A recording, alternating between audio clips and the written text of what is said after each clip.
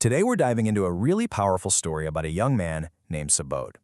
It's all about what happens when your first real job puts your deepest principles on a collision course with a pretty flawed system. So, let me just ask you this. What happens when that job you've been dreaming of, the one you're so excited for, actually tests your most fundamental values? It's a question a lot of us face, right? But for Subodh, this wasn't just some thought experiment. This was his reality from day one. And that's really the heart of what we're exploring today. So, let's meet our main character. Our story starts in Varanasi with Subodh.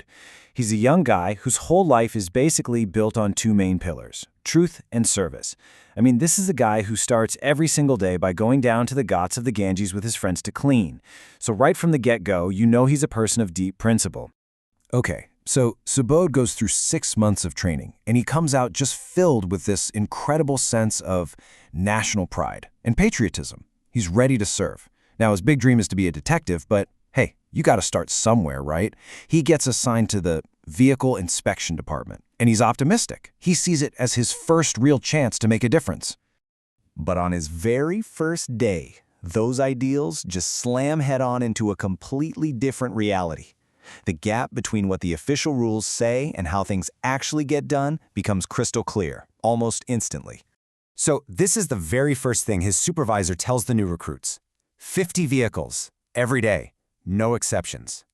Now, if you're someone like Subodh who actually wants to do the job right, that number just sounds impossible. And that's the first huge red flag. And you know what? The math just doesn't work. It's that simple. Subodh does a quick calculation in his head. A proper thorough inspection takes about 30 minutes. That means at his absolute best, he can probably get through maybe 20 vehicles in a shift. So how on earth are they supposed to hit 50? Well, the supervisor's answer is pretty chilling. Just pass the new ones without checking them. There it is. The conflict is laid bare, right there in the numbers. And this isn't just some theoretical problem. We're talking real-world consequences. On that first day, Subodh works his tail off and manages to properly inspect 23 vehicles. He actually finds a school bus with a really dangerous suspension problem, and he fails it. Of course he does. But his supervisor just walks over, overrules him, and passes it anyway, just like that, putting kids' lives at risk. Then, at the end of the day, the system shows its true colors. Every single inspector, even the ones who didn't hit that impossible quota, gets handed a white envelope. Inside, 5,000 rupees. A tip, they call it. Subodh is absolutely horrified. He refuses to even touch the money. And what does the supervisor do? He just nods, like he's seen this exact scene play out 100 times before. In his mind, all the new, idealistic recruits put up a little fight at first, but sooner or later, they all give in. They all become just another part of the machine. So, as you can imagine, Subodh is completely distressed. He starts looking for advice, hoping someone, anyone, will back him up.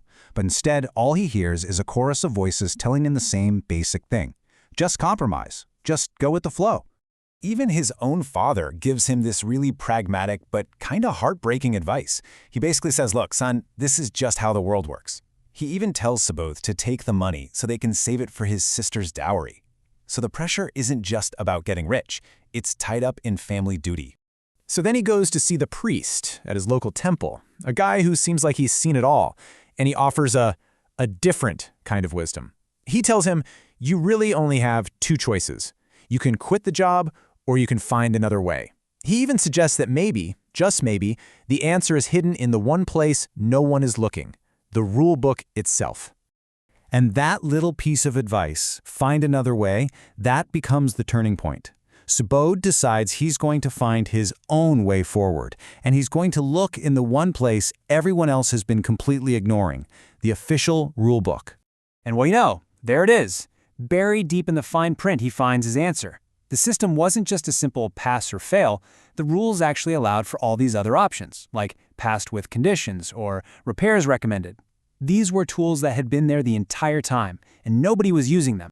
This discovery is a total game changer. He creates a whole new process. So instead of just failing a vehicle, he can now issue a conditional approval that lists out the fixes that are needed. Then, once the owner confirms the repairs are done, he can issue the final pass. He found a third way, a way that honored safety and the law. Now, this wasn't the easy way out, not at all. This new method meant a lot more paperwork, a lot more follow-up for him. But for Subodh, that trade-off was a no-brainer. A bigger workload in exchange for a clear conscience? He'd take that deal any day. So his solution is a massive success at work. But as you know, sometimes when you solve one problem, you end up creating a completely new one. And this time, the conflict was going to be much, much more personal. I mean, just look at these results. They were staggering.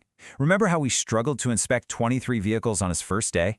Well, with his new system, he was clearing over 60 a day. He wasn't just being more ethical, he was being dramatically more efficient than everyone else.